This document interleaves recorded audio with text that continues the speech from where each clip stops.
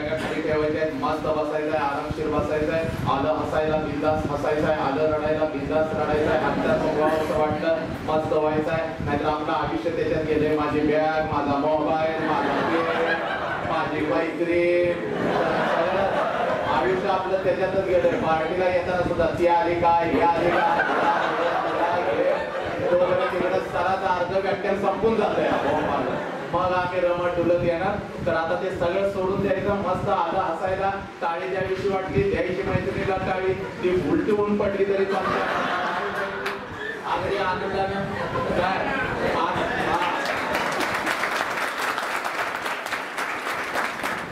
आजचं व्याख्यान संपल्यानंतर घरी जाताना रोज तुम्ही दररोज घरी कसं जाता, जसं काय सगळ्या अखंड महाराष्ट्रातल्या पार्टीचं टेन्शन तुमच्यावर आहे. आता म्हणजे अधिकारी झालंच पाहिजे असा चेहरा वट वागळा सारखा करून तुम्ही घरी जाता. आई म्हणते आली ग माझी लेक आली ग. आज तसं जायचं नाही, आज मस्त असं उड्या मारत जायचं, बॅट फिरवत जायचं.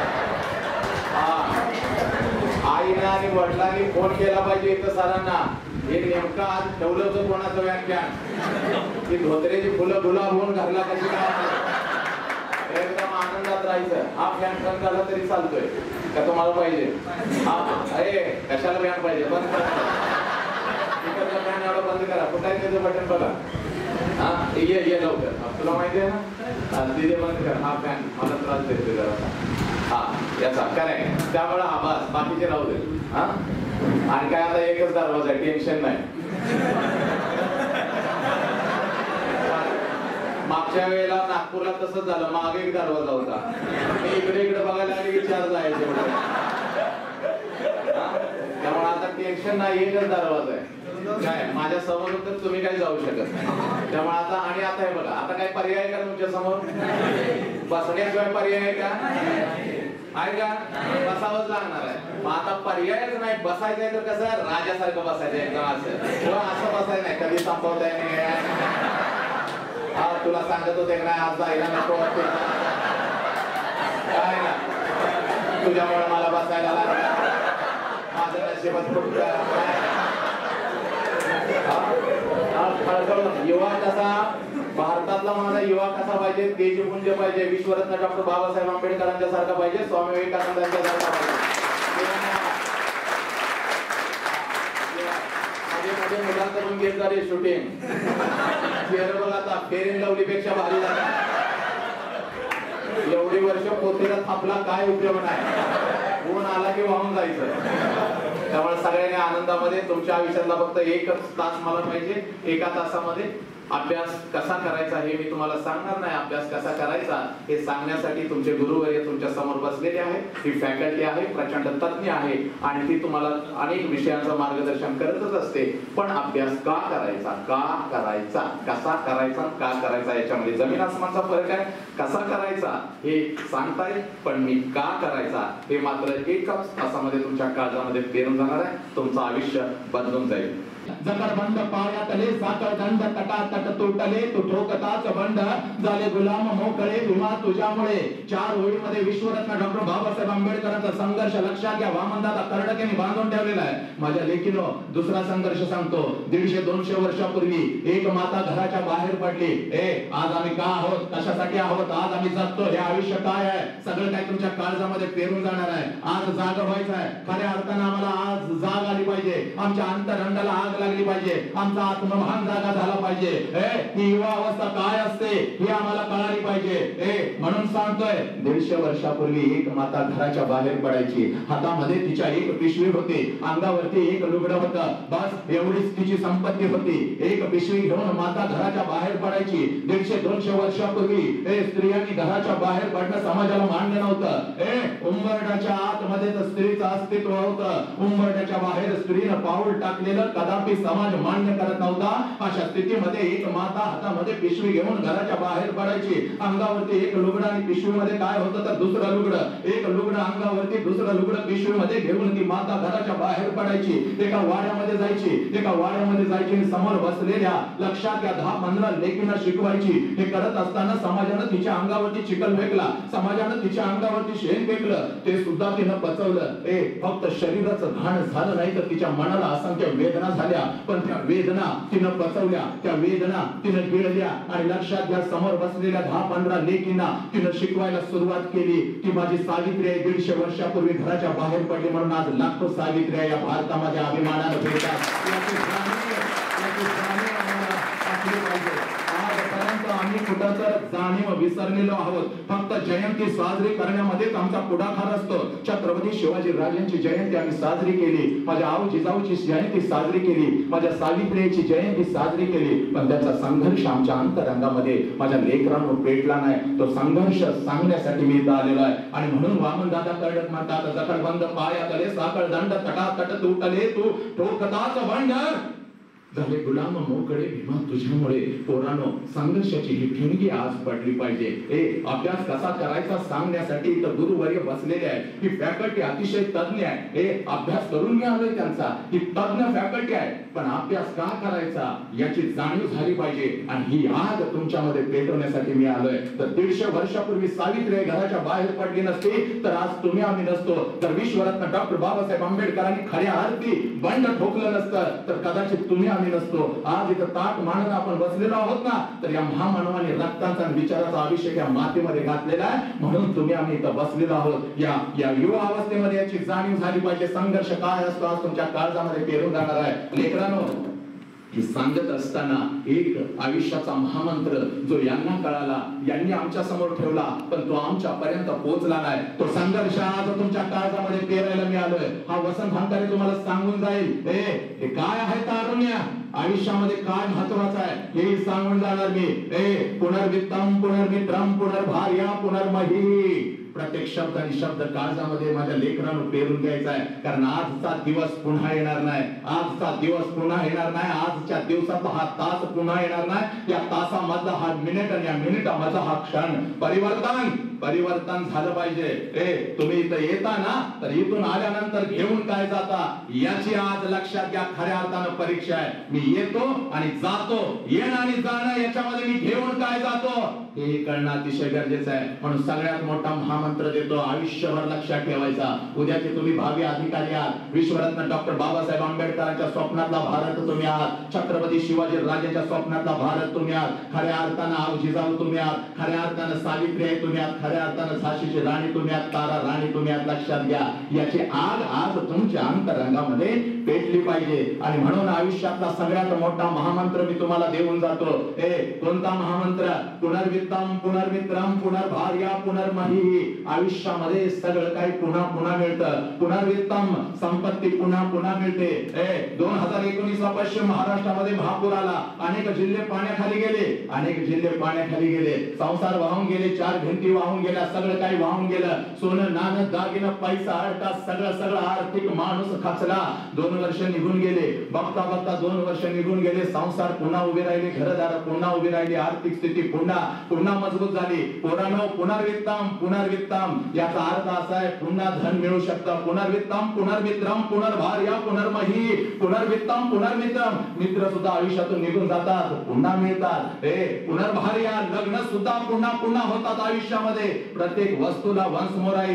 तुमच्या हातामधला मोबाईल 25,000चा आहे, 20,000चा आहे, 35,000चा आहे, 1 लाखाचा आहे, ऍपलचा आहे, ओप्पोचा आहे, कोणताही असो, हरवला, तुटला, फुटला, वन्स मोर आहे, त्याला पुन्हा मिळू शकतो. 1 लाख तुम्ही भरलात की पुन्हा मोबाईल मिळू शकतो.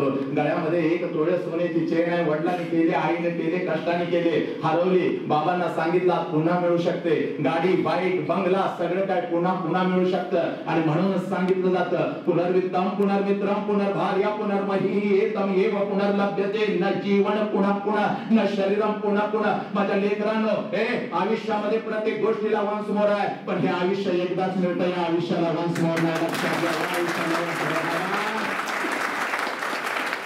या आयुष्याला वन्स मोर नाही. ऐका तुम्ही माझं, मी सांगतोय तुम्हाला, या वयामध्ये जे मला माझ्या जवानीमध्ये, मला माझ्या युवा अवस्थेमध्ये कळालं नाही, ते आज मी तुम्हाला महाराष्ट्राच्या प्रत्येक युवकाला सांगण्यासाठी आलेलं आहे.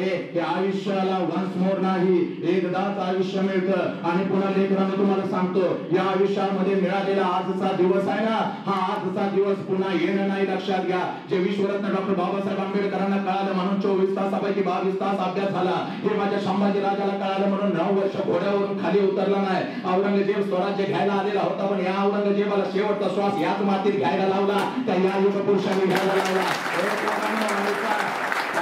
त्यांना कळालं होतं हे आयुष्य एकदाच मिळतं आणि हे आयुष्य पुन्हा पुन्हा नाही. या आयुष्यातला दिवस येणारा एकदाच मिळतो माझ्या लेकरांनो. या दिवसातला 1 तास एकदाच मिळतो. या तासातला 1 मिनिट आणि 1 मिनिटामधला हा जो क्षण आहे ना, तो क्षण एकदाच मिळतो. जर तुम्हाला तुमचा भविष्य उज्ज्वल करायचा असेल, जर तुम्हाला तुमचा भविष्य आनंददायक करायचा असेल, आणि जर तुम्हाला तुमचा गेलेला भूतकाळ आनंदीमय करायचा असेल, त्यासाठी तुम्हाला वर्तमान काळातला क्षण जगावा लागतो. जो व्यक्ती, जो तरुण वर्तमान काळातला हातातला क्षण पूर्णपणे जगतो, त्याचा भविष्य सुद्धा उज्ज्वल असतो, त्याचा भूत सुद्धा उज्ज्वल असतो. लक्षात घ्या, करणं अतिशय गरजेचं आहे, पण नेमकं आमच्या हातून तेच होत नाही. आम्ही भविष्याची काळजी करतो किंवा आम्ही भूतकाळात काय झालं याच्या पाठीमागे लागतो आणि येणारा दिवस, प्रत्येक दिवस आमच्या आयुष्यातून निघून जातो. दिवसातला तास आमच्या आयुष्यातून निघून जातो, प्रत्येक मिनिट आमच्या आयुष्यातला निघून जातो. आणि म्हणून माझ्या लेकरांनो, मी तुम्हाला सांगतोय, प्रत्येक क्षण जगायचा आहे. आणि हात जोडून सांगतो, अगदी 20तली तुम्ही पोरात, 20, 21, 22, 23, 24, बस या वयातले पोरात खरा संघर्ष इथं कळायला पाहिजे. एकदा का आयुष्यातनं तारुण्य निघून गेलं, आरोग्य आणि करोडो रुपये जरी तुम्ही ओतले, 33 कोटी देव जरी तुमच्या पाठीशी राहिले, तर तुमचं तारुण्य पुन्हा येणार नाही. लक्षात घ्या. आब आब आताच, नाव नाव, याच क्षणाला तुम्हाला संघर्ष करायचा आहे. हे तारुण्य सोडायचं नाही. ज्या देहाने पेटून उठलेला ना, बस ते ध्येय डोळ्यासमोर ठेवायचं, प्रचंड डोळ्यासमोर ठेवायचं. जसं विश्वरत्न डॉक्टर बाबासाहेब आंबेडकरांनी ठेवलं, जसं माझ्या रमाईनं विश्वरत्न डॉक्टर बाबासाहेब आंबेडकरांच्यासाठी पूर्णपणे समर्पण केलं. हे समर्पण, संघर्ष, या 2 गोष्टी तुमच्या काळजामध्ये मी पेरून जाणार आहे. पोरांनो, जीव गेला तरी बेहत्तर, जोपर्यंत तुम्ही आणि मी आहे तोपर्यंत आता विसरायचं नाही. आजचा दिवस तुमच्या डोळ्यासमोर आला पाहिजे. हे माझ्या लेकरांनो, आजचा दिवस डोळ्यासमोर आला पाहिजे. जेव्हा जेव्हा अंतरंगामध्ये आग विझेल ना, तेव्हा तेव्हा मला फक्त आठवा, आणि फक्त आठवा की हे तारुण्य पुन्हा नाही. कुत्र्यासारखं मरायचं नाही, कुत्र्यासारखं जगायचं नाही, वाघासारखीच डरकाळी फोडायची. लक्षात घ्या, वाघिणीसारखीच डरकाळी फोडायची. हे आयुष्य पुन्हा नाही, स्वतःचं अस्तित्व टिकवायचं. कारण माझ्या विश्वरत्न डॉक्टर बाबासाहेब आंबेडकरांनी सांगितलेला विचार तुमच्या काळजामध्ये 1 मिनिटामध्ये पेरतो. हे काय सांगितलंय? आणि बळी कोणाचा दिला जातो? हे माझ्या लेकरांनो, बळी कोणाचा दिला जातो? बळी हा बकऱ्याचा दिला जातो, बळी हा कोंबड्याचा दिला जातो. वाघाचा कधीच बळी दिला जात नाही. लक्षात घ्या, वाघाचा कधीच बळी दिला जात नाही. वाघाला स्वतःचं अस्तित्व असतं, कुत्र्या मांजरांना स्वतःचं अस्तित्व नसतं. हाड केलं की जिकडं नको तिकडं ते पळत सुटतं, पण रस्त्यावरती वाघ आला तर सगळा रस्ता मोकळा होतो. लक्षात घ्या, हे अस्तित्व तुमचं आहे. म्हणून पोरांनो, हात जोडून मी तुम्हाला सांगतोय, हात जोडून मी तुम्हाला विनंती करतोय. कोणती विनंती? बस आयुष्यामध्ये आता एकच लक्षात ठेवायचं की हे तारुण्य पुन्हा नाही. पेटून उठायचं, संघर्ष करायचा, अतिशय संघर्ष करायचा. आयुष्याला कारण द्यायची नाहीत. लक्षात घ्या, आयुष्याला कारण द्यायची नाहीत. कारण जर या महामानवाने दिली असती तर आज तुम्ही आम्ही इथं बसलो नसतो. कारण जर तुमच्या आई वडिलांनी आयुष्याला दिली असती तर आज तुम्ही इथं बसला नसता. कारण आयुष्याला द्यायची नाही. आणि म्हणून पुन्हा एकदा दुसरा विचार तुमच्या काळजामध्ये पेरतो. पहिला विचार होता वन्स मोर नाही आयुष्याला. दुसरा विचार काय आहे बघा, दुसरा विचार, यस, वाघासारखं जगायचं, वाघासारखं जगायचं. संघर्ष आपल्या जीवनाचा स्थायी भाव असला पाहिजे. आणि दुसरा विचार तुमच्या काळजामध्ये मी पेरून जातो, माझा जन्म माझ्या हातामध्ये नव्हता. सुतो वा सुतपुत्रो वा यो वा को वा भवाम्यहम्. सुतो वा सुतपुत्रो वा यो वा को वा भवाम्यहम्. दैवयत्तम कुले जन्म मदायत्तम तु पौरुषम. पोरांनो ऐकून घ्या, सुतो वा सुतपुत्रो वा यो वा को वा भवाम्यहम्. जन्म माझ्या हातामध्ये नव्हता, मृत्यू ही माझ्या हातामध्ये नाही. जन्म मी कुठे घ्यायचा हे माझ्या हातामध्ये नव्हतं, मृत्यू माझा कधी होणार हेही माझ्या हातामध्ये नाही, मी कोणाच्या पोटी जन्म घ्यायचा हेही माझ्या हातामध्ये नव्हतं, माझी आई कोण असावी हे माझ्या हातामध्ये नव्हतं, माझा बाप कोण असावा हे माझ्या हातामध्ये नव्हतं, गरीब घराण्यात मी जन्म घ्यायचा का श्रीमंत घराण्यात मी जन्म घ्यायचा हेही माझ्या हातामध्ये नव्हतं, हे माझी बहीण कोण असावी, माझा बाप कोण असावा, माझा भाऊ कोण असावा हेही माझ्या हातामध्ये नव्हतं, धर्म कोणता, वंश कोणता, पंथ कोणता काहीही माझ्या हातामध्ये नव्हतं. मग या ब्रह्मांडानं तुझ्या हातामध्ये ठेवलं काय? जन्म तुझ्या हातामध्ये नाही, मृत्यू तुझ्या हातामध्ये नाही, गरीब का श्रीमंत हे तुझ्या हातामध्ये नाही, मग तुझ्या हातामध्ये काय ठेवलं? तर तुझ्या हातामध्ये या ब्रह्मांडानं गुरु किल्ली दिली. लक्षात घे, तीच गुरु किल्ली आम्ही विसरलेलो आहोत आणि आयुष्याला आम्ही कारण देत आहोत. कोणती गुरु किल्ली? जन्म तुझ्या हातामध्ये नाही, मृत्यू तुझ्या हातामध्ये नाही, तुझ्या हातामध्ये काय आहे? जन्माला आल्यापासून मृत्यूपर्यंत शेवटच्या श्वासापर्यंत संघर्ष करून स्वतःला सिद्ध करणं तुझ्या हातामध्ये. लक्षात घे, संघर्ष तुझ्या हातामध्ये. स्वतःला सिद्ध कर. बाप कोण आहे याच्यावर तुझं अस्तित्व ठरत नाही, तू श्रीमंत का गरीब याच्यावर तुझं अस्तित्व ठरत नाही, पण जन्माला आल्यापासून सारा तू संघर्ष करून स्वतःला सिद्ध कसं करतोस याच्यावरती तुझं अस्तित्व ठरतं. आणि हे सिद्ध करणं युवा अवस्थेतच स्वतःला सिद्ध करायचं आहे. म्हणून पोरांना सांगतो, बस कारण भेटून द्या. माझा बाप गरीब, माझी आई गरीब, माझा जन्म असा झाला, माझ्याकडे हे नाही, माझ्याकडे ते नाही, माझ्याकडे असं नाही, माझ्याकडे तसं नाही, हे सगळं विसरून जायचं. आज कारण सगळी सोडून द्यायची आणि एकच ध्येय काळजामध्ये पेटवायचा. बस हा माझा संघर्ष आहे, हे माझं ध्येय आहे आणि जीव गेला तरी बेहत्तर. साला मी पार्टीमध्ये येतो, साम घेण्यासाठी इथं येतो, मी वेळ देतो. बस मला दुनियेतलं एक कण सुद्धा दिसत नाही, मला फक्त माझं ध्येय दिसतं. पेटून उठायचंय. 6,000 रुपये मिळतात म्हणून इथं यायचं नाही, पुस्तकं इथं मिळतात म्हणून इथं यायचं नाही, तर विश्वरत्न डॉक्टर बाबासाहेब आंबेडकरांचं स्वप्न पूर्ण करण्यासाठी लक्षात घ्या तुमची निवड झालेली आहे. हे तुम्ही जाणलं पाहिजे. इथं प्रत्येक अधिकारी झालाच पाहिजे. आज ना उद्या या इथून एक अधिकारी होऊन गेलाच पाहिजे. जाणं आणि येणं काय असतं बाळांनो, ऐकून घ्या अगोदर. आणि म्हणून सांगतोय, तिसरा महामंत्र मी तुमच्या काळजामध्ये पेरतोय. जन्म तुझ्या हातामध्ये नव्हता, आयुष्याला वंश मोर नाही. या 2 महामंत्रानंतर तिसरा महामंत्र कोणता असेल? तर ज्या वेळेला जाणं आणि येणं प्रचंड महत्वाचं आहे बाळांनो. आयुष्याचा वेळ तुम्ही देता रे, आयुष्याचा वेळ देता. माझा ऐका बस. हे पोरांनो, अर्जुनाला द्रोणाचार्य विचारतात, तुला काय दिसतं?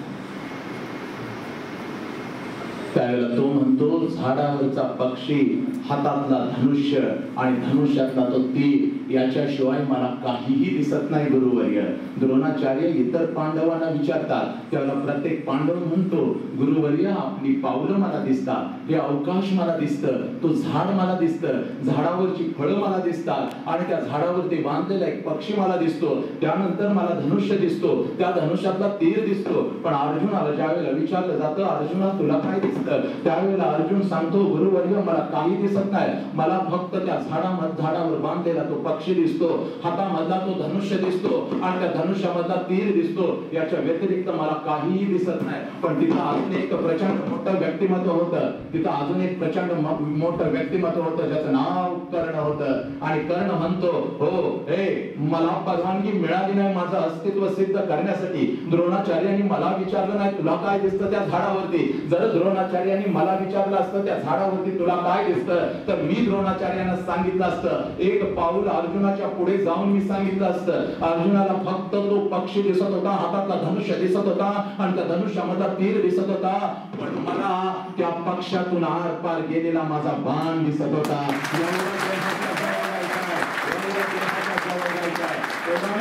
एवढं देहाच्या जवळ जायचं आहे, पेटून उठायचं आहे, देह दिसलं पाहिजे, फक्त पक्षी नाही तर पक्षातून गेलेला आरपान बाण दिसला पाहिजे. तर इथं येतात तर अधिकाऱ्यासारखंच राहा, अधिकाऱ्यासारखंच राहा. बघा माझ्या बाबासाहेबांच्याकडे, अरे काय तेजपुंज चेहरा होता.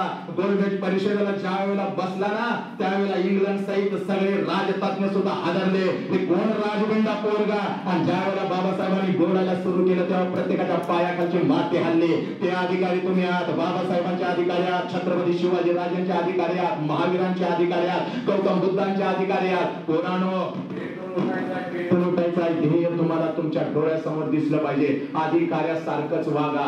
यश मिळेल न मिळेल हे भविष्य सांगेल. यश मिळेल न मिळेल, कदाचित तुम्ही यशस्वी होणार नाही. मला IAS व्हायचं होतं, मला PSI व्हायचं होतं, नाही होता आलं, मला नाही होता आलं, परिस्थितीने मला कदाचित होऊ दिलं नाही. पण मी संकल्प सोडला नाही. मी ठरवलं, माझ्या अंगावर वर्दी आली नाही, पण माझ्यामुळे 1000 पोरांच्या अंगावरती वर्दी येणार. सिद्ध करून दाखवलं स्वतःला. लेकरांनो, वागा तसंच वागा. यश मिळेल न मिळेल नंतरची गोष्ट, पण 10 वर्ष निघून गेली आणि त्यानंतर जर तुम्हाला भूतकाळ आठवला आणि मग जर तुम्हाला कळालं साला होऊ शकत होतो पण संघर्ष केला नाही, तेव्हा मात्र प्रचंड त्रास तुम्हाला होईल. पण 10 वर्षानंतर तुम्ही प्रचंड मेहनत केलेली आहे पण तरीही यशस्वी नाही झाला, मनाला आनंद मिळेल. नाही यशस्वी झालो पण संघर्ष केला, पण संघर्ष न करता जर वेळ निघून गेली पोरांनो तर लक्षात घ्या याच्यासारखं वाईट काय नाही. म्हणून आजपासून सगळं टाकून द्या. टंगळ मंगळ नाही करायची. ही वेळ पुन्हा येणार नाही पोरांनो, ही वेळ पुन्हा येणार नाही. आज गाडीत बसतो तर हातामध्ये पुस्तक असतं, आज वॉकिंगला जातो तर 4 मुद्दे लिहून घेऊन जातो, त्याचं मनन करतो, त्याचं चिंतन करतो. लेकरांच्या समोर काय बोलायचं? 2 तास 3 तास 4 तास 5 तास 6 तास सकाळी 9 वाजता बसलेला प्रशिक्षणार्थी माझ्या समोर सायंकाळी 5 पर्यंत उठत नाही. लक्षात घ्या, एवढी ताकद आली कोणामुळे? बाबासाहेबांच्यामुळे. एवढी ताकद आली कोणामुळे? छत्रपती शिवाजीराजांच्यामुळे, संभाजीराजांच्यामुळे. त्यांचा संघर्ष कळाला, त्यांचं अस्तित्व कळालं. लेकरांनो, तेच तुमच्या काळजामध्ये पेरायला आलोय. हे बाळांनो, उठा, बस आजपासून संकल्प करा. तुम्ही एक अधिकारी आहात. बघा डोळ्यासमोर, वेगळ्या नजरेने बघा. सिद्धार्थ घर सोडून निघून गेला. बस एवढा एकच विचार काळजामध्ये पेरतो. शहाण्या मुलांना जास्त सांगण्याची गरज नाही. सिद्धार्थ घर सोडून निघून गेला. सत्याच्या शोधात, सत्य शोधायचं होतं. घर सोडून निघून गेला. 1 महिना नाही, 1 आठवडा नाही, 1 वर्ष नाही, तब्बल 6 वर्ष शोध घेत होता स्वतःचा. काही दुःख, कशासाठी हे दुःख? माणूस एवढा दुःखी का? त्याचा शोध लागला पाहिजे. म्हणून सिद्धार्थ घराच्या बाहेर गेला. तब्बल 6 वर्षानंतर एका वृक्षाखाली बसला आणि मग सिद्धार्थाला ज्ञान प्राप्त झालं. जसं ज्ञान प्राप्त झालं तसं सिद्धार्थ उठला. ज्ञान प्राप्त झालं, सिद्धार्थ उठला. आता एक वेगळीच छबी होती, आता एक वेगळंच व्यक्तिमत्व होतं. चेहऱ्यावरती सूर्यासारखा प्रखर तेज होतं. हे व्यक्तिमत्व बदललेलं होतं, शरीर बदललेलं होतं. पावलामध्ये वाघासारखी ताकद होती, नजरेमध्ये चित्यासारखी ताकद होती. आणि तोच सिद्धार्थ ज्या राज्यातून गेला होता त्या राज्यात परत आला. तोच सिद्धार्थ जो राजवाडा सोडून गेला होता त्या राजवाड्यात परत आला. तोच सिद्धार्थ ज्या बायकोला, आपल्या धर्मपत्नीला सोडून गेला होता, तिच्या समोर येऊन उभा राहिला. या सिद्धार्थला बघण्यासाठी राज्यातली लोक येऊ लागली, नगरातली लोक येऊ लागली, गर्दी झाली. वडील समोर येऊन उभे राहिले, बायको समोर येऊन उभी राहिली, लहान लेकरू राहुल समोर येऊन उभं राहिलं. त्यावेळेला हा सिद्धार्थ समोर उभा होता. ज्या वेळेला यशोधरेनं पाहिलं आपल्या नवऱ्याला, 7 वर्षापूर्वी आम्हाला अचानक न सांगता सोडून गेलेला माझा कुंकू, माझा पती माझ्या समोर उभा राहिलाय. आणि यशोधरेच्या डोळ्यामध्ये पाणी आलं. पोरांनो, हे इतिहास सांगतोय, काळजामध्ये पेरून घ्या पोरांनो. पेटून उठाल. हे पोरग राहुल समोर उभा होता, बायको समोर उभी होती, वडील समोर उभे होते, राज्यातील लोक समोर उभे होते आणि हा सिद्धार्थ उभा होता. आणि यशोधरेच्या डोळ्यामध्ये पाणी आलं. त्यावेळेला सिद्धार्थ आपल्या पत्नीला म्हणतो, यशोधरा, तुझ्या डोळ्यामध्ये पाणी का? कारण जो हा राजवाडा सोडून गेला होता तो या राजवाड्यातला एक युवराज होता. या राज्याचा एक युवराज सिद्धार्थ गेला होता. जो या राजवाड्यातून निघून गेला होता तो एका बापाचा पुत्र होता. जो या राजवाड्यातून निघून गेला होता तो एका मुलाचा बाप होता. जो या राजवाड्यातून निघून गेला होता तो एका पत्नीचा नवरा होता, एका पत्नीचा पती सिद्धार्थ गेला होता.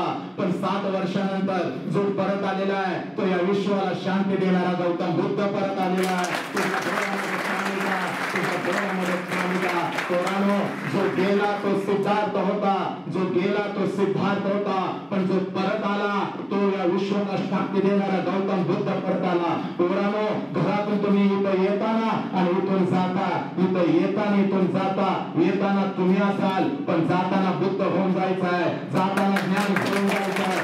लक्षात घ्या, जाणं आणि येणं याच्यामध्ये प्रचंड मोठा फरक आहे. आणि जाताना मात्र बुद्ध होऊन जायचंय, जाताना मात्र काहीतरी घेऊन जायचंय. बस आयुष्याशी खूप खेळलो, आता संघर्ष करायचा आहे. आजपर्यंत तुम्ही संघर्ष करत नव्हता का? 100% करत होता, 100% करत होता, पण अंतिम टोकाला जाऊन आता संघर्ष झाला पाहिजे. लक्षात घ्या, अंतिम टोकाला जाऊन. विश्वरत्न डॉक्टर बाबासाहेब आंबेडकर सांगतात ना, 24 तासापैकी मी 22 तास अभ्यास केला. हा अंतिम टोकाचा संघर्ष होता. 5 लाख सैन्याला पायाखाली माझ्या संभाजी राजांनी घेतलं. अंतिम टोकाचा संघर्ष होता. 7 वर्ष हातामध्ये तलवार घेऊन ताराराणी लढली ना, औरंगजेबाला शेवटचा श्वास याच मातीमध्ये घ्यायला लावला. अंतिम टोकाचा संघर्ष होता. तो अंतिम टोकाचा संघर्ष आज सुरू झाला पाहिजे. बदलून टाका आता आयुष्य, बदलून टाका. घरी जा, डोळे झाका आणि स्वतःशी बोलायला शिका. आजपर्यंत आपण सगळ्यांशी बोललो. पोरांनो ऐका, आजपर्यंत आपण सगळ्यांशी बोललो, 2-2 तास बोललो, मित्रांशी बोललो, मैत्रिणींशी बोललो, फेसबुकवर चॅटिंग केलं, व्हॉट्सअपवर चॅटिंग केलं. ज्यांचा चेहरा आम्ही कधीच पाहिला नाही त्या लोकांशी 2-2 तास बोललो. आयुष्यातला प्रचंड मोठा वेळ आपण सर्वांना दिला, पण आजपर्यंत आपण स्वतःशी कधीच बोललो नाही. आणि जर बोललो तर फक्त नकारात्मकच बोललो. सकारात्मक संवाद आपण आपल्याशी कधीच साधला नाही.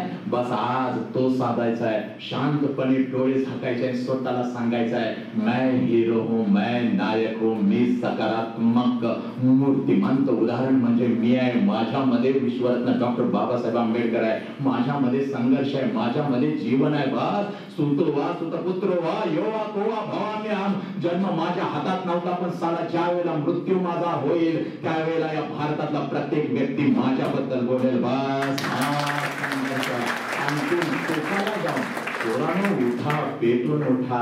आणि म्हणूनच आज ब्रँड अँबॅसेडर महाराष्ट्र शासनाने जरी माझी निवड केली असली तरी मी तुमचं आहे. एका बापाच्या नात्यानं सांगतो पोरीनो, तुम्हाला तुमच्या बापासारखा मी आहे, तुमच्या बापासारखा आहे, जो बाप सांगू शकत नाही. आणि जरी बापानं सांगितलं तर ते तुमच्या कानापर्यंत कधी येत नाही.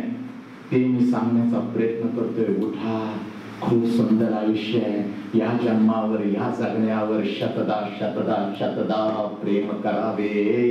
आणि एकच गोष्ट लक्षात ठेवा, एवढा संघर्ष करा, एवढा संघर्ष करा, एवढा संघर्ष करा.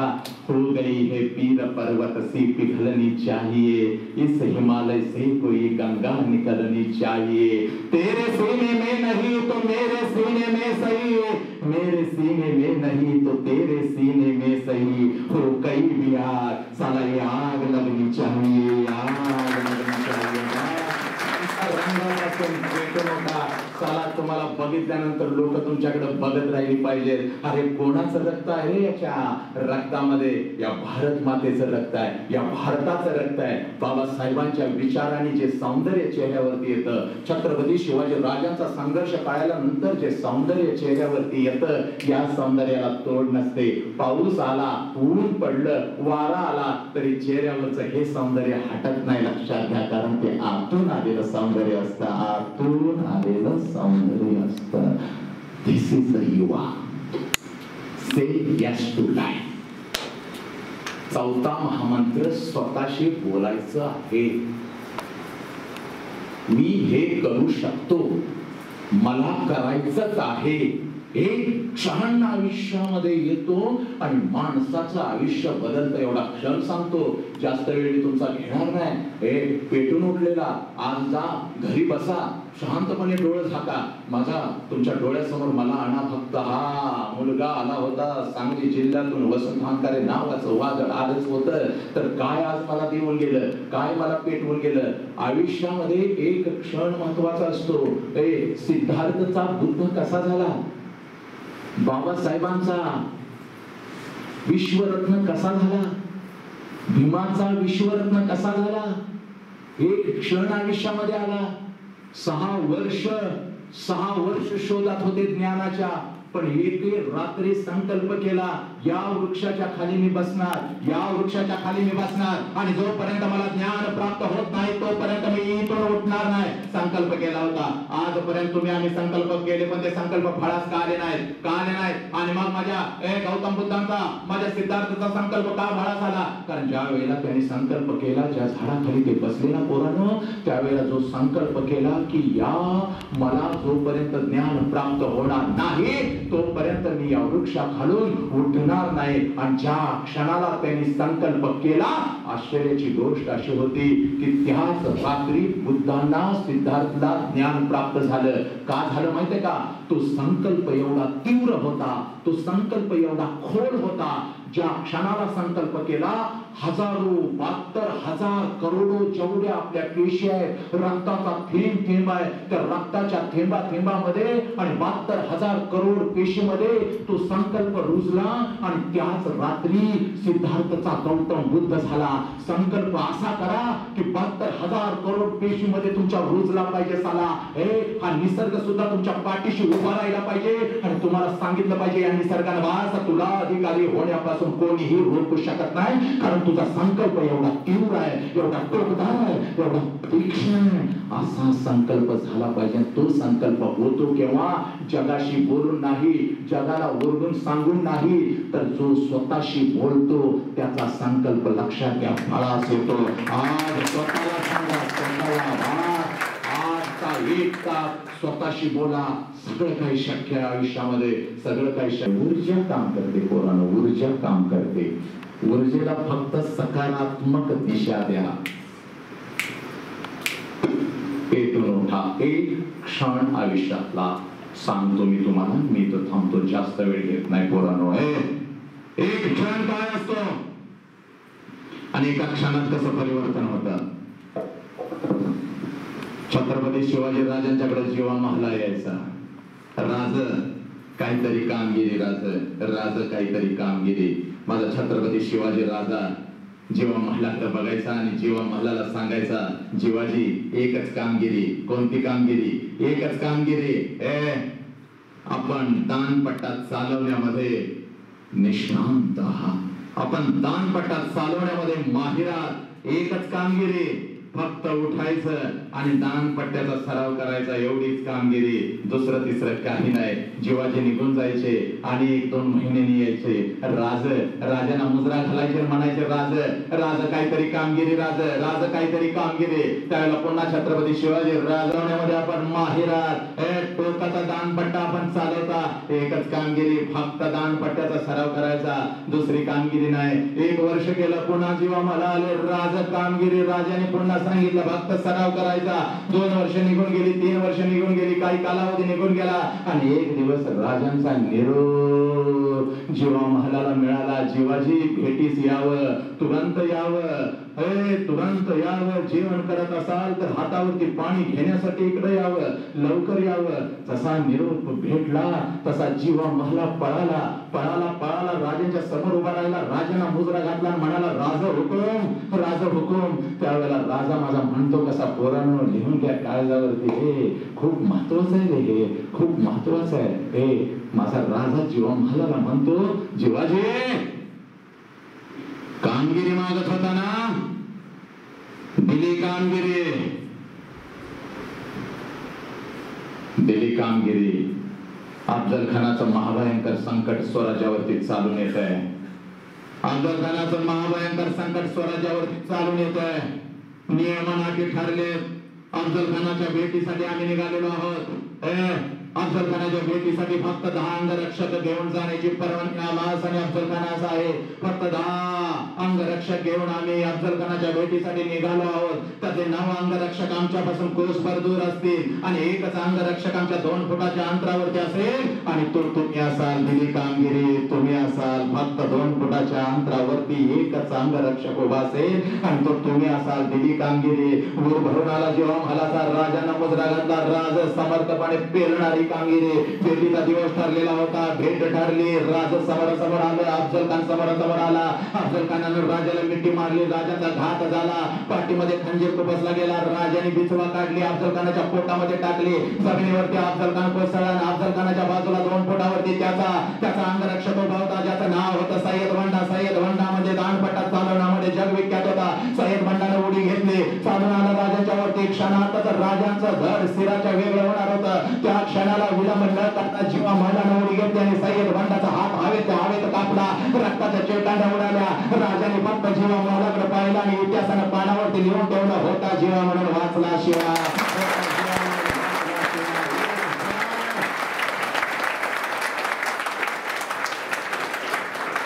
तो एक क्षण जर चुकला असता तर इतिहासानं लिहिला असतं होता जीवा म्हणून गेला शिवा. एका क्षणाचा विलंब न करता सय्यद वंडाचा हात कापला आणि लक्षात घ्या इतिहास झाला. होता जीवा म्हणून वाचला शिवा. आणि त्या एका क्षणासाठी राजा म्हणत होत फक्त सराव, फक्त सराव, फक्त सराव. हात जोडून जसं काही बाबासाहेबच माझ्या मुखातून बोलताय इतपत खाली जाऊन तुम्हाला सांगतोय पोरांनो फक्त सराव, फक्त संघर्ष, फक्त संघर्ष. आणि तो क्षण येईल तुमच्या आयुष्यात जेव्हा तुम्ही लाल दिव्याच्या गाडीत बसलेला असाल. जेव्हा तुम्ही खुर्चीवरती बसलेला असाल. जेव्हा तुम्ही स्वतःला सोबत कराल तो क्षण तुमच्या आयुष्यात येईल. कधी येईल? फक्त सराव, फक्त सराव, फक्त सराव, फक्त सराव. बस बाकी काहीच डोक्यात घेऊ नका. आणि त्याच्याही पुढे जाऊन सांगतो यातलं काहीच जमत नसेल तर आपली जागा मोकळी करा. दुसरा बांधव त्या जागेवरती येऊ दे.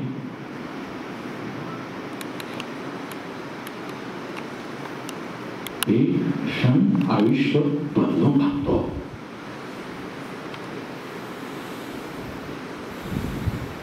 एक क्षण. नाही कारण द्यायची माझं इंग्लिश कच्चं आहे. नाही कारण द्यायची मला हिंदी येत नाही. नाही कारण द्यायची मी खेड्यातून आलोय. नाही कारण द्यायची माझ्या बापानं मला जसं हवं तसं मला वागू दिलं नाही. जसं हवं तसं घडवलं नाही. बास आता बापाकडे गाडी मागायची नाही. आता बापाकडे पैसा मागायचा नाही. तर आता एवढा संघर्ष करायचा साला ज्या बापानं आमच्यासाठी आयुष्य घातलं त्या बापासाठी गाडी घेऊन जायचं. आता त्या बापासाठी घेऊन जायचं. आता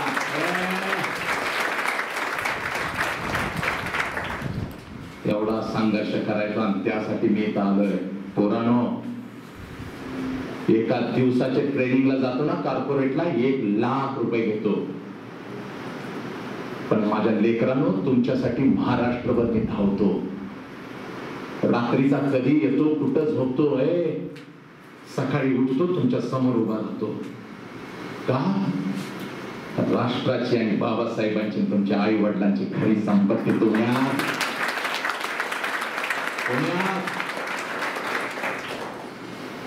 बस आता वेळ घालवायचा नाही. एक मिनिट आयुष्यातला घालवायचा नाही. आता पोरांनो नाही घालवायचा. आता मी जिकडे जाईल तिकडे बघावंसं वाटतं ना तुम्हाला. वळून वळून बघावंसं वाटतं ना. टर्न होता ना तुम्ही. कारण आता आग लागली ना माझ्या लेकरांनो. आग लागली. आल्या आल्या जसा मी शायनिंग मारत आलो तुम्हाला काय वाटलं असेल आला आणका आमच्या बोकांडी. आता बोकांडी होता आता बसवला आमच्या लोकांनी. आणि माझं पण असं स्टाईल असं आणि मग मी जर उभा राहिलो असतो असं तुम्हाला म्हणायला लागलो असतो जीवन असं असतं संघर्ष करा हे करा आणि असं मागं आलं असतं तर तुम्ही पुढचे काय म्हणला असता तसाच माग जाते तसाच बड भर ते जायला तू एक कमी होतास म्हणून आलास आता आम्हाला सांगायला. पण आता तुम्ही प्रत्येक जण बोला असं करू का? का जरा घेत ना कारण द्यायचं नाही आता. कारण मी जसा आलो हातामध्ये अंगठ्या हे रुद्राक्ष हे असं काय पोट तर पत्ताच नाही. आणि असं मी आलो बसलो आणि ते माझ्याबद्दल माहिती सांगतोय, सर असं आहे, सर तसं आहे. तर तुम्ही म्हणत होता तुझ्या आईला तर सराच्या बळ आहेत. तुमच्या मनात काय चाललं तुम्हाला माहिती आहे ना? तुमच्या मनात चाललेलं होतं तसं. आणि मग मी तसाच, म्हणजे माझं दिसणं पहिल्यांदा दिसलं तुम्हाला. आणि आल्या काय दिसलं माझं? दिसणं. बरोबर का? आता मगाशी सांगितलेला पार्ट विसरायचा नाही हसण्याच्या नादात. तो आता ब्लॉक झाला ना एकदा. आता हा पार्ट. आणि आल्या तुम्हाला काय दिसलं? माझं दिसणं दिसलं. म्हणजे असं तसं मी शिव काय पीळ मारतोय, तिथं जातोय, असं सगळं दिसणं दिसलं. पण हे दिसणं क्षणिक असतं. याच दिसण्यामध्ये जर मी असा घेतला असता आणि म्हटलं असतं बाबासाहेबांनी खूप काम केलं, 24 तास काम केलं, तुम्ही म्हटलं असता तू पण कर जरा, तू इकडे कशाला आलायस? ज्या वेळेला मी माईक हातात घेतला त्यावेळेला माझं दिसणं संपलं. माझं दिसणं जर चालू राहिलं असतं तर तुम्ही माझा स्वीकार केला नसता. ज्या क्षणाला मी माईक हातात घेतला माझं असणं सुरू झालं.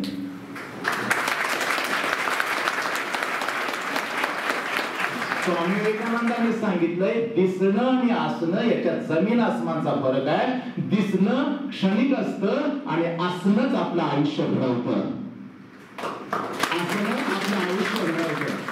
गोलमेज परिषदेमध्ये ज्यावेळेला विश्वरत्न डॉक्टर बाबासाहेब आंबेडकर उभे राहिले, अमेरिकेच्या शिकागो परिषदेमध्ये ज्यावेळेला स्वामी विवेकानंद उभे राहिले त्यावेळेला क्षणापुरतं त्यांचं दिसणं होतं. पण ज्या वेळेला बाबासाहेबांनी आपलं मुख उघडलं, ज्या वेळेला माझ्या स्वामी विवेकानंदांनी आपलं मुख उघडलं आणि संपूर्ण विश्व मुठीत घेतलं, कारण त्यांनी असण्याला घडवलं होतं. असण्यासाठी आजपर्यंत झालंय उलट. आम्ही आमच्या दिसण्यावरतीच खर्च केला आयुष्यभर. माझे केस कसे, माझं हे कसं, माझं हिथं फोडी आले, मला हिथं फोडा आला, माझे मुशीकडे गेले, माझी पॅन्ट अशी झाली,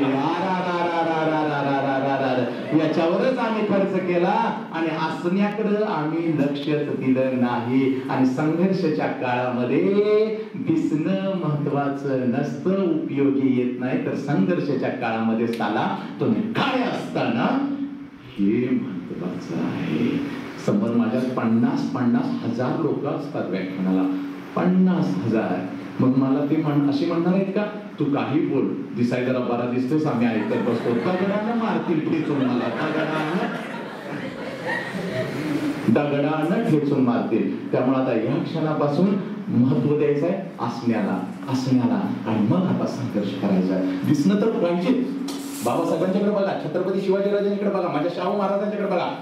काय तो कसा तरुण आहे, काय तर आम्ही घुबडवरी. आज जाणार आहे काय दोन लेक्चरला? माझी पण साई करशील का जरा?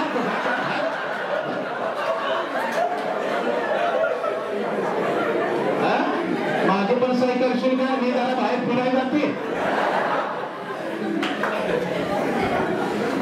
आमचा अभ्यास करणार आहे का? तू जरा केलं मला सांगा. मला झोपायचं, तुझ्या डोक्याच्या कडे लावून मारायचं, तुला नाव ऐकून हे आपली अवलाद. हे काय ही अवस्था? कसं पाहिजे त्याची आईला, कसा तेच पाहिजे रे चेहऱ्याला. कसा तेज पाहिजे का बघ माझ्याकडे नजर.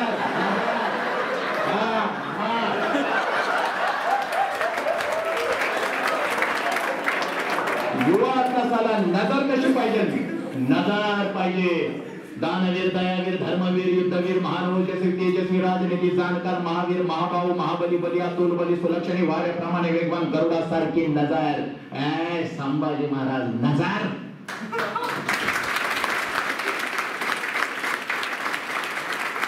नजर अशी येत नाही, ती नको तिकडे नजर नव्हतं.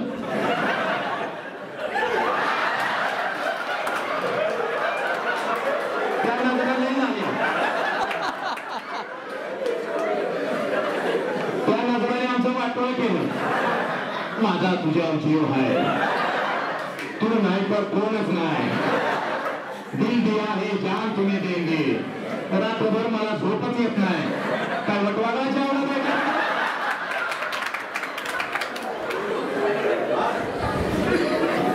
तुला काय एकटं आवाज वाटतो बाबा? तुला काय एकट्याला झालं का प्रेम? काय चाललंय? कुठं वेळ चाललाय? कुठे वेळ चाललाय? मोबाईल सारखा इन्स्ट्रुमेंट एक तुमच्या हातामध्ये दिलं, किती वेळ त्याच्यात, किती म्हणजे डोकं घालूनच त्याच्यात बसायचं का? आणि आईनं काय विचारलं? अभ्यास आहे आम्हाला, अभ्यास होतो आम्हाला, अभ्यास होतो का? काय झोपला तरी चादरीच्या आत मोबाईल आहे. आई अजून जागी आहे, आई अजून जागी आहे. तुझ्यासाठी आईने मारावं? लाज वाटायला पाहिजे. काय चाललंय? मोबाईल आपल्यासाठी आहे. मोबाईल हे एक शस्त्र आहे. मोबाईल करेक्ट, मोबाईल हे एक शस्त्र आहे. शस्त्र आहे. त्या शस्त्राचा शस्त्रासारखा वापर झाला पाहिजे. त्या शस्त्राने युद्ध करायचं आहे. त्या शस्त्राने स्वतःला मारून घ्यायचंय का? येड्यागत सकाळी उठलं तर संडासात पण मोबाईल घेऊन जायचं. तिथं बसून शोध सकाळ. तिथं तुला काय वास बीस येत नाही का? तिथं शोध सकाळ. आणि ज्याला पाहता तरी त्याच लायकीच आहे. ते म्हणताय काय करतोयस? ते म्हणताय नाश्ता चाललाय.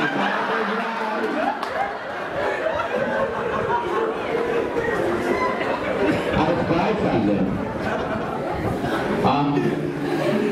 नशा पाहिजे. बघा तुम्हाला ही वय इथंच पाय घसरण्याची शक्यता असते म्हणून सांगतोय. व्यसन करायचं का? 1,00,000% व्यसन पाहिजे. डुलायचंच. तुम्ही आम्ही नाही व्यसन करायचं तर कोणी करायचं? कोणी करायचं? काय म्हातारड्याने करू द्या. तुम्ही आम्हीच बसा. पण कसलं व्यसन करायचं? जे व्यसन कधीच उतरलं नाही पाहिजे. दारूचं व्यसन 2 तासात उतरतं. 2 तासाचा वाद उतरल्यावर दुःखात. व्यसन कसं पाहिजे?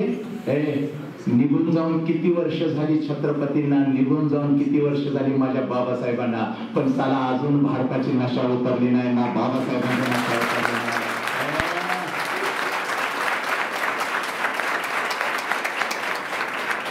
आपल्या गेल्यानंतर सुद्धा साला आपल्या लोकांना आपली नशा चढली पाहिजे अशी नशा करायची.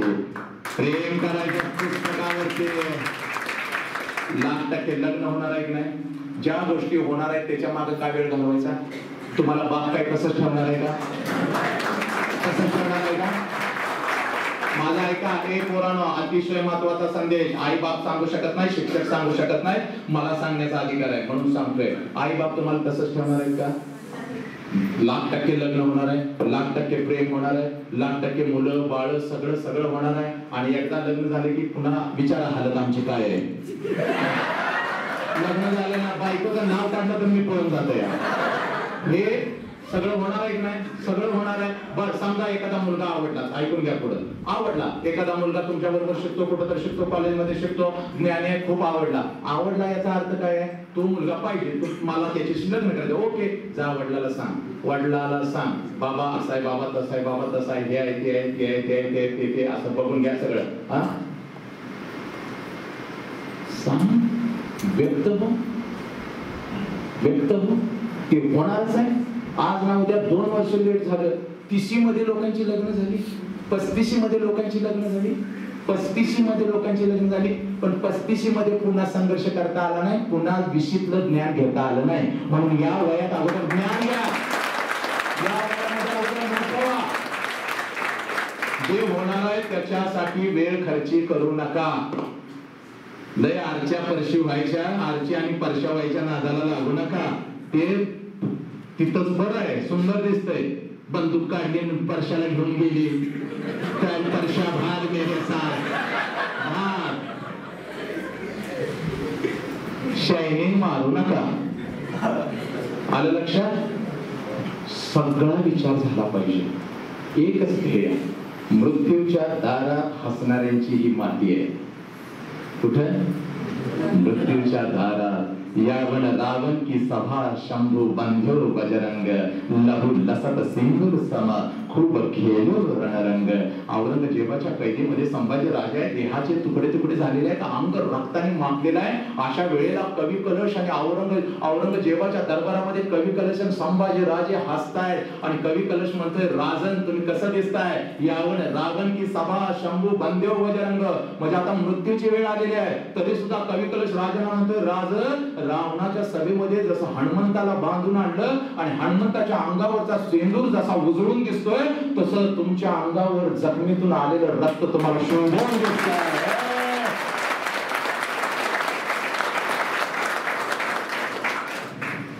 मालिक तेरी रजा रहे और तू ही तू रहे, बाकी न मैं रहूं न मेरी आरज़ू रहे, जब तक कि तन में जान रगों में लहू रहे, तेरा ही जिक्र या तेरी जुस्तजू रहे. ए कोण? राम प्रसाद बिस्मिल समोर फासाचा फंदा आहे. तरी इंग्रज म्हणतो आखरी ख्वाहिश क्या है? ये ले दूध का ग्लास, एक ग्लास दूध, आखरी ख्वाहिश पूरी करने. त्याला तो म्हणतो अगर मुझे वापस दूध पीना है तो अपनी माँ की कोख से जन्म लेकर वापस माँ की कोख से ही दूध पीऊंगा. मृत्यूच्या दारात हसणाऱ्याची ही माते विश्वरत्न डॉक्टर बाबासाहेब आंबेडकरांच्या विचाराने प्रेरित झालेले आपण युवक आहे. बदलून टाका. प्रेम करा तुमच्या कर्तृत्वावरती, प्रेम करा तुमच्या ध्येयावरती, आणि ज्या वेळेला तुम्ही स्वतःला सिद्ध कराल त्यावेळेला लाखो लोक जीव उधळून तुमच्यावरती टाकतील. लाखो लोक तुमच्यावरती जीव उधळून टाकतील.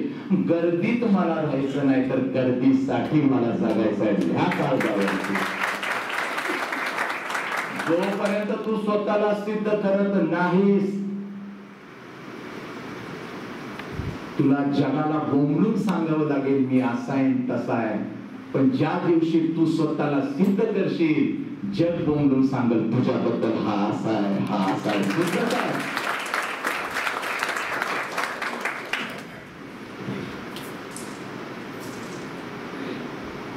काढून आयुष्यातून काढून टाकून. माझी डिग्री आहे साहेब, हे सांगणं गरजेचं आहे. बाबासाहेबांचा पुत्र जर मी आहेच तर बाबासाहेबांच्या पुत्राचं शिक्षणही जाणून घ्या. जास्त वेळ मी तुमचा घेणार नाही. माझं शिक्षण आहे BFA bachelor of fine arts in Bharatanatyam, Nalanda नृत्य कला महाविद्यालय, मुंबई विद्यापीठ. माझे पहिले गुरुजी आहेत पंडित बद्रीप्रसाद कुलकर्णी आणि माझ्या दुसऱ्या गुरुवर आहे Padmabhushan doctor Kanakrele, founder of Nalanda Bharatanatyam. 7 शास्त्रीय नृत्य कला. आपल्या समाजातलं हे पोरग ज्या वेळेला 10वी झाली त्यावेळेला कोण D.Ed ला चाललेलं होतं, कोण B.Ed ला चाललेलं होतं, कोण इंजिनिअरिंगला चाललेलं होतं, कोण डिप्लोमाला चाललेलं होतं. मला नृत्य शिकायला जायचं होतं. नृत्य शिकायला, तेही भरतनाट्यम नृत्य.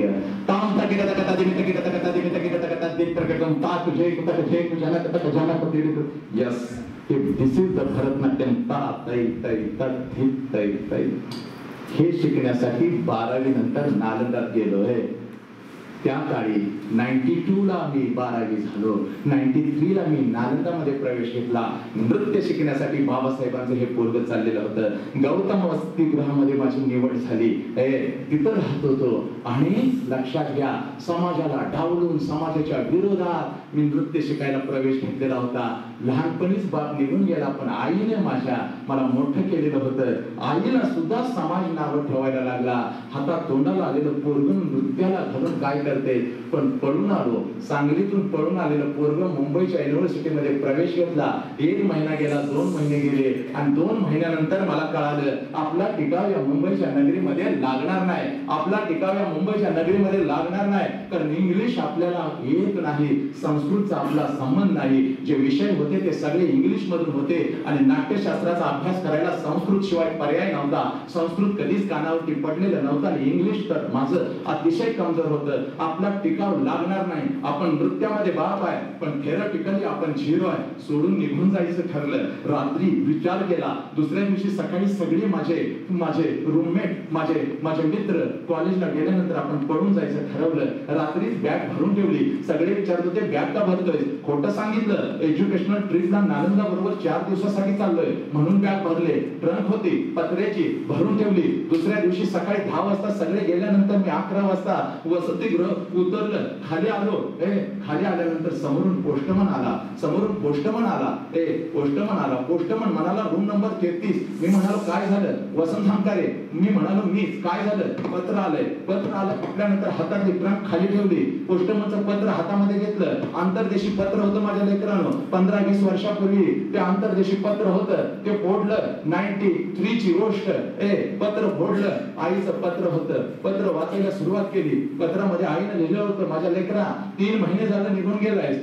तुला बघावंसं वाटतं, तुझी आठवण येते. तुझी आठवण आली की मी खूप रडते. अरे तू गेलायस, पण इथे प्रत्येक जण मला नावं ठेवतो. प्रत्येक जण माझ्याकडे बोट करून दाखवतो. प्रत्येक जण मला हेणवतो. पोराचं आयुष्य खराब केलं. पोराला नाचा करायला हिनं मुंबईला पाठवलं. पोरगं हुशार होतं, पण पोराच्या आयुष्याची बर्बादी आईनं स्वतः केली. प्रत्येक जण मला नावं ठेवतोय, पण पोरा माझा तुझ्यावरती विश्वास आहे. ज्या कामासाठी केलायस ते काम पूर्ण केल्याशिवाय परत मला तोंड दाखवू नकोस. लक्षात घ्या, आयुष्यामध्ये कुठला मोटिवेशनल स्पीकर नव्हता. आईच्या एका पत्रानं आयुष्य बदललं. कॉलेज सोडून निघालो होतो. पावलं परत वसतिगृहाकडे वळली. वरती गेलो, ट्रंक फेकली, सायकल काढली, नालंदाला गेलो. कनकबाईंच्या चरणावरती डोकं ठेवलं. Kanakbai, I want to learn English, I want to learn Sanskrit. कारण का मला शिकायचंय, मला डिग्री पूर्ण करायचंय. कॉलेज सोडून चाललो होतो, पण हे आईचं पत्र. आता मला आईसाठी शिकायचंय. जीव गेला तर घेतर आईची मान खाली जाता कामा नये. आईसाठी परत पूर्ण 98 ला डिग्री पूर्ण केली. BFA भरतनाट्यम 98 ला डिग्री पूर्ण केली. मुंबई युनिव्हर्सिटीमध्ये दुसरा आलो. लक्षात घ्या, मुंबई युनिव्हर्सिटीमध्ये दुसरा आलो. 2001 ला विचार मंचावरती उभं राहिलो. नृत्याचे कार्यक्रम करून संपूर्ण भारतातील युवाला आनंद मिळतो, मनोरंजन होतं, हे मला कळालं. मला मनोरंजन नको होतं. आणि म्हणून विचार मंचावरती आलो. सगळा अभिनय पुन्हा विचार मंचावरती आणला. आणि विचार मंचाच्या माध्यमातून मुलांचं परिवर्तन होऊ लागलं. आणि परिवर्तन काळाची गरज होती, म्हणून नृत्यातून विचार मंचावरती आलो. पोरांनो, 1000 पोरं पेटवली, 1000 पोरं व्यसनमुक्त केली, 1000 प्रेम प्रकरणांना चांगलं रूप दिलं, चांगलं स्वरूप दिलं. आज पोरं आनंदाने आयुष्य जगतायत. आणि म्हणून तुमच्या पुढे उभं राहिलोय. एक क्षण आयुष्य बदलून टाकतो. माझ्या एका आईच्या पत्राने, एका वाक्यानं माझं आयुष्य बदललं. ताकद तुमच्यामध्ये आहे, आतमध्ये आहे. फक्त तो क्षण पकडा आणि आयुष्य मोठं करा. पोरांनो, आयुष्य मोठं करा. काय मी तुम्हाला जास्त सांगणार, काय मी तुमच्याशी जास्त बोलणार.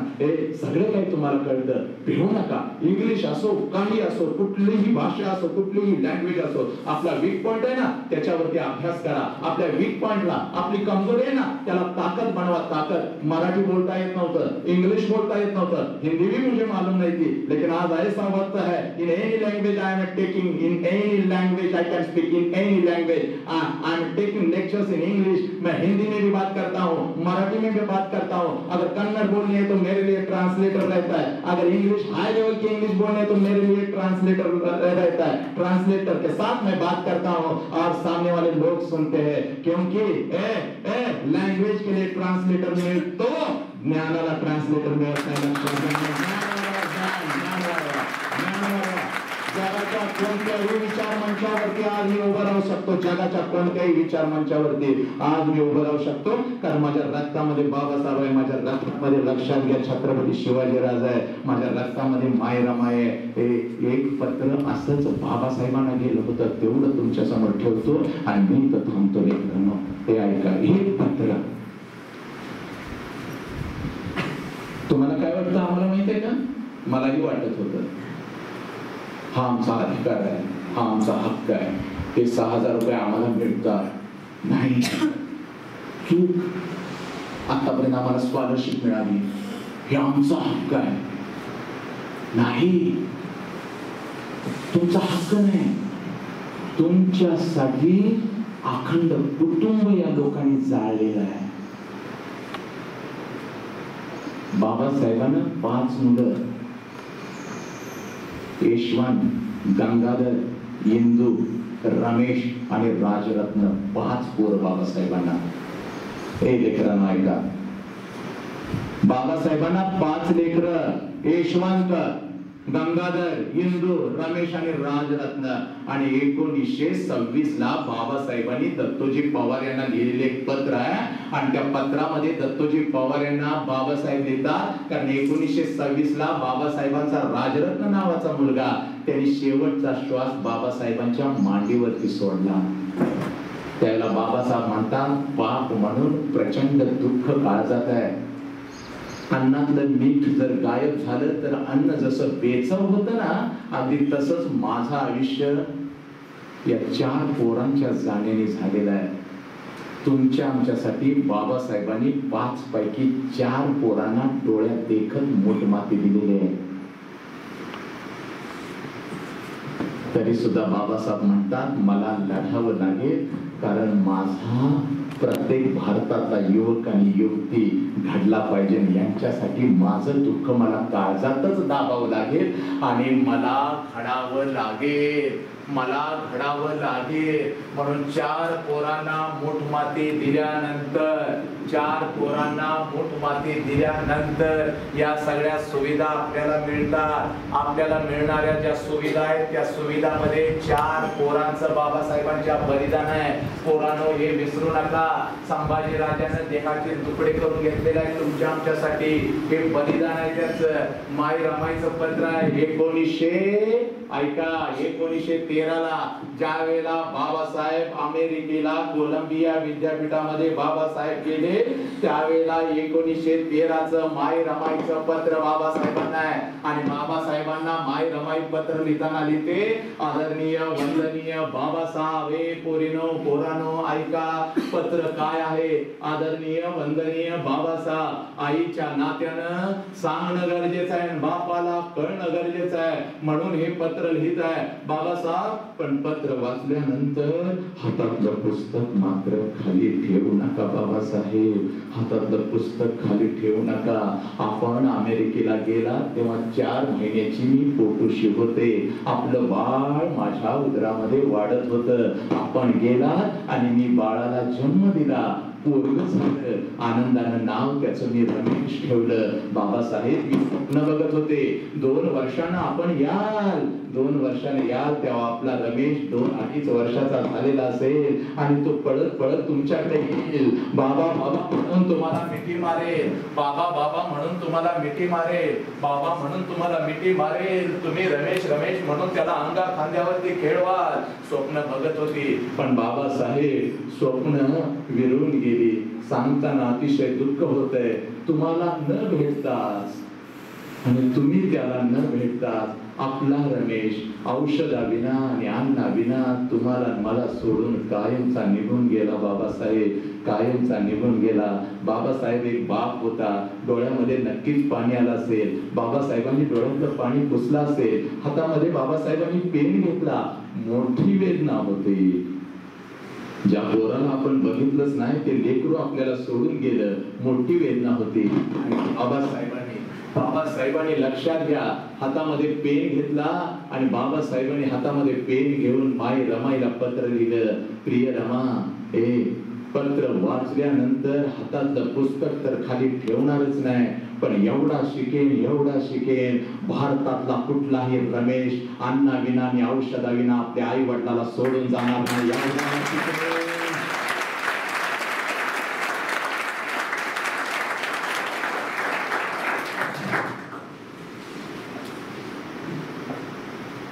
बाबासाहेबांनी तुम्हा आम्हाला दिलेला शब्द पाळला. आम्ही जर बाबासाहेबांच्या नावाने सवलती घेतो ना तर आम्ही बाबासाहेबांना काय देणार आहे याचा विचार आज रात्री करायचा.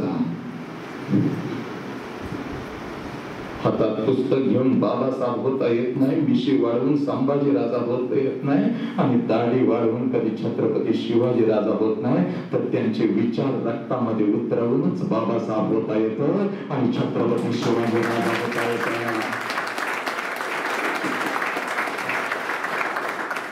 खबरदार तुमच्या आमच्यावरती यांची जिम्मेदारी आहे आणि म्हणून माझ्या तमाम युवकांना सांगतो नशिबाना अशी चांगली लोक तुमच्या पाठीशी आहेत. यांचा पुरेपूर फायदा घ्या.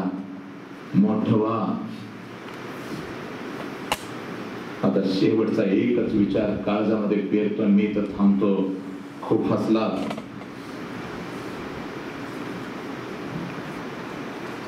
1891 ला हा प्रज्ञा सूर्य धरतीवरती आला. 1891. 1897 ला सातारा कॅम्प स्कूल इथं बाबासाहेबांनी इयत्ता पहिली मध्ये प्रवेश घेतला. 97 ते 2023 पर्यंत शिक्षणाचा हा यज्ञ चालू होता. 2013च्या जानेवारी मध्ये बाबासाहेब BA पास झाले. ऐका आता, 2013 1913 ला बाबासाहेब जानेवारी महिन्यामध्ये BA ची परीक्षा पास झाली. 1912 ला बाबासाहेबांनी डिसेंबर महिन्यामध्ये परीक्षा दिली. जानेवारी मध्ये रिझल्ट आला. बाबासाहेब 1913 ला BA ची परीक्षा पास झाले. 11.5 पाऊंडची स्कॉलरशिप सयाजीराव गायकवाड यांनी 3 वर्षासाठी दिली आणि बाबासाहेब अमेरिकेला कोलंबिया विद्यापीठासाठी रवाना झाले. हा इतिहास तुम्हाला माहिती आहे. 1920 केलं तरी सुद्धा तुम्ही जागे आहात, म्हणजे इतिहास तुम्हाला पाठ आहे. पण इतिहासाचा मागचा तर्क आज मी सांगून जातो तुम्हाला. 1913 ते 1923 मध्ये बाबासाहेबांनी 5 पदव्या घेतल्या. अमेरिकेतून बाबासाहेबांनी MA केलं, PhD केली. त्यानंतर बाबासाहेब इंग्लंडला गेले, London school of economic and political science, आणि इथून बाबासाहेबांनी 3 पदव्या घेतल्या. MSc केलं, DSc केलं आणि ग्रेड इन मधून बाबासाहेबांनी बार ऍट लॉ घेतली. इथपर्यंतचा इतिहास तुम्हाला पाठ आहे. इथपर्यंतचा इतिहास तुम्हाला पाठ आहे. पण आता पुढे ऐका. बाबासाहेबांना फक्त 3 वर्षासाठी स्कॉलरशिप मिळाली होती 11.5 पाऊंडची. बाबासाहेबांनी 3 वर्ष शिक्षण पूर्ण केलं. बाबासाहेबांना इंग्लंड मध्ये जायचं होतं आणि तिथून MSc आणि DSc करायची होती. 1917 ला बाबासाहेब लंडनला गेले, इंग्लंड मध्ये गेले. स्कॉलरशिप संपलेली होती. सयाजीराव गायकवाड यांना विनंती अर्ज केला. सयाजीराव गायकवाडांनी 1 वर्षाची स्कॉलरशिप बाबासाहेबांना वाढवून दिली. बाबासाहेबांची बघता बघता 1 वर्षाची स्कॉलरशिप संपली, म्हणजे एकूण 4 वर्षाची स्कॉलरशिप बाबासाहेबांची संपली. बाबासाहेबांना अर्धवट शिक्षण सोडून भारतात यावं लागलं. पण बाबासाहेबांनी इंग्लंड मध्ये आपल्या ज्ञानाचा असा ठसा उमटवला होता. तिथल्या प्राध्यापकांनी बाबासाहेबांना लेखी दिलं, 1917 ते 1921 या कालावधीमध्ये कधीही तुम्ही इंग्लंडला येऊन तुमचं शिक्षण पूर्ण करू शकता. तेवढं बाबासाहेबांनी लेखी दिलं. ज्ञानाच्या जोरावरती बाबासाहेब आर्थिक स्थिती खचल्यामुळे बाबासाहेब आले. यातून शिकायचं आहे, लक्षात घ्या. आर्थिक स्थिती खचल्यामुळे बाबासाहेब भारतामध्ये आले. भारतामध्ये आल्यानंतर मुंबईला सेलन कॉलेज ऑफ कॉमर्स इथे बाबासाहेबांनी 18 ते 20 सर्व्हिस केली. 2 वर्षाची सर्व्हिस मध्ये 450 पगाराने बाबासाहेबांनी आर्थिक संपत्ती मिळवली. त्यातले थोडे पैसे रमायला दिले, बाकीचे घेऊन बाबासाहेब पुन्हा इंग्लंडला गेले आणि बाबासाहेबांनी तिथून 3 डिग्र्या पूर्ण केल्या. पहिली डिग्री होती MSc, दुसरी डिग्री होती DSc, MSc, DSc आणि तिसरी बार ऍट लॉ. आता माझ्या लेकरांनो ऐका, या 3 पदव्यांचा अभ्यासक्रम पूर्ण करण्यासाठी कोणत्याही सामान्य मुलाला कालावधी लागतो 8 वर्षाचा.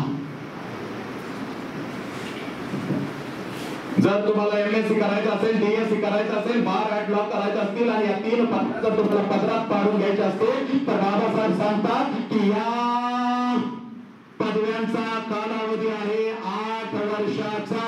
आता मी भारतीमध्ये येतो का, मला का 6 महिन्यामध्ये हे करायचंय मी तुम्हाला सांगून जातो. पण बाबासाहेब सांगतात हा 8 वर्षाचा अभ्यासक्रम, हा 8 वर्षाचा अभ्यासक्रम मी फक्त आणि फक्त 2 वर्ष आणि 3 महिन्यामध्ये पूर्ण केला. 8 वर्षाचा अभ्यासक्रम बाबासाहेबांनी 2 वर्ष आणि 3 महिन्यामध्ये पूर्ण केला.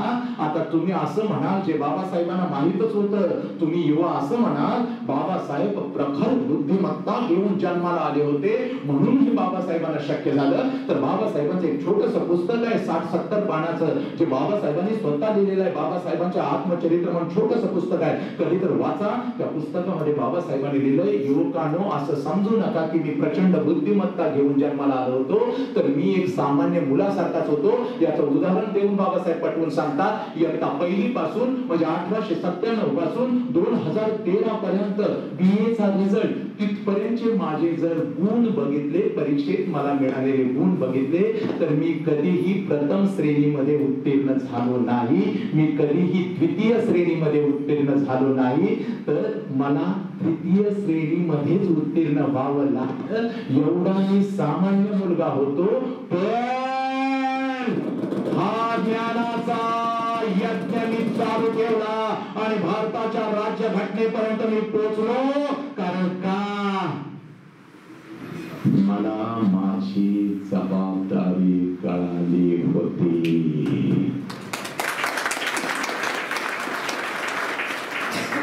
2 वर्ष 3 महिन्यात मी अभ्यासक्रम पूर्ण केला, कारण मला माझी जबाबदारी कळाली होती. पोरांनो पोरीनो, शेवटचा मुद्दा एका मिनिटात सांगतो आणि मी इथं थांबतो.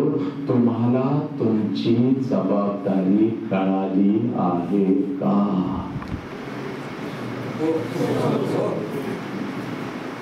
बाबासाहेब सांगतात, पुस्तकाच्या पानावरची वाक्य ज्या वेळेला मी अभ्यासाला बसत होतो आणि पुस्तक उघडत होतो, त्यावेळेला पुस्तकाच्या पानावरची वाक्य मला नंतर दिसत होती.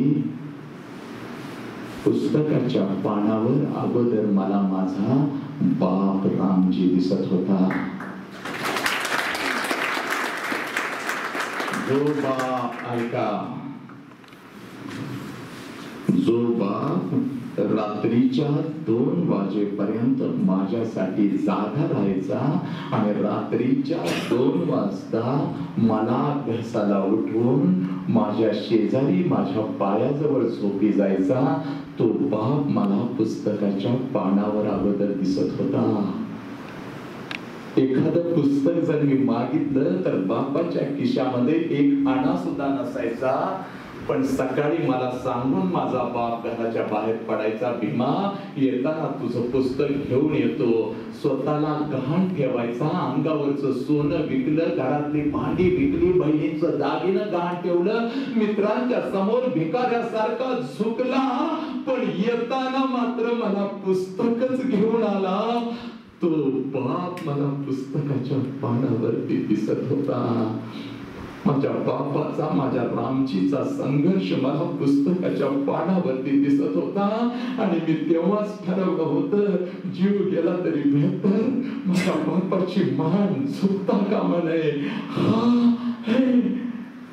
हा विचार माझ्या मनात खोलवर रुजला होता. मला माझी जबाबदारी कळाली होती आणि म्हणून हा बाबासाहेब घडला. 8 वर्षाचा अभ्यासक्रम 2 वर्ष आणि 3 महिन्यामध्ये पूर्ण केला. पोरांनो पोरीनो, तुम्हाला तुमचा बाप कळाला आहे का? अरे रामजीच्या प्रमाणात तुमच्या बापानेही स्वतःला गहाण ठेवलेला आहे. तुमच्या बापानेही स्वतःला घाण ठेवलेला आहे. एकच सांगत असतो पाहुण्यांच्या, एकच सांगत असतो सगळ्या मित्रांना, काय सांगतो? काय सांगतो? पोरगी शिकते, पोरगी शिकते. पोरगी एकदा शिकली की स्वतःच्या पायावरती उभी राहील. पोरग शिकते, पोरग अधिकारी एकदा झालं की स्वतःच्या पायावरती उभं राहील. बस माझी जबाबदारी मग थोडीशी संपते.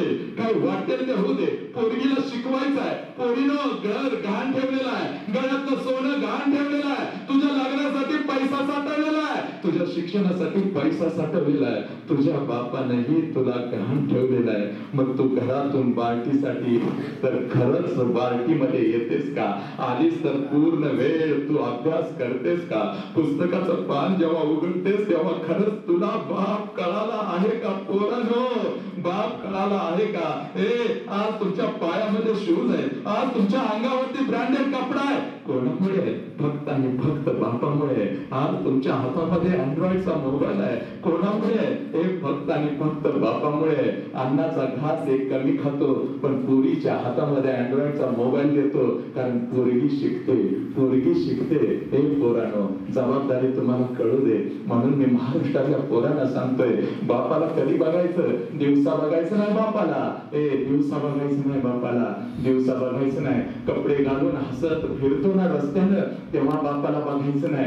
बापाला रात्री जेव्हा बाप आपला झोपतो ना साला, तेव्हा बापाला बघायचं.